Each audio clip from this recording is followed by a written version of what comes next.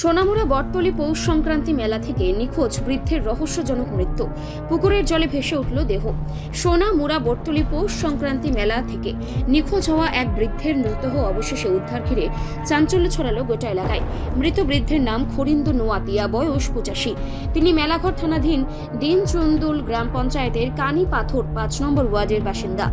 ঘটনার বিবরণে জানা যায়, গত মঙ্গলবার রাতে পরিবারের সদস্যদের সঙ্গে নিয়ে সোনামুড়া বটতলী পৌষ সংক্রান্তি মেলায় আসেন খরিন্দু নোয়াতিয়া।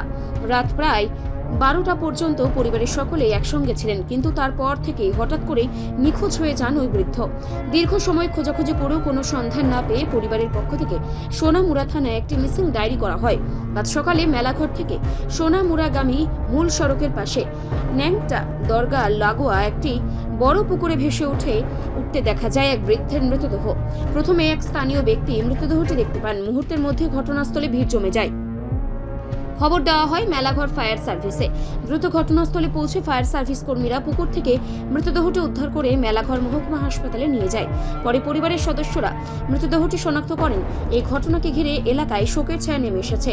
মৃত্যুর কারণ নিয়ে ধোঁয়াশা রয়েছে। পুলিশ সূত্রে জানা গেছে, মেলাঘর থানার পুলিশ পুরো ঘটনার তদন্ত শুরু করেছে। মৃত্যুর পেছনে কোন রহস্য রয়েছে কিনা তা খতিয়ে দেখা হচ্ছে। এদিকে স্থানীয়দের একাংশের ধারণা, মেলায় এসে বৃদ্ধ অতিরিক্ত পরিমাণে মদ্যপান করেছিলেন, যার ফলে এই দুর্ঘটনা ঘটে থাকতে পারে।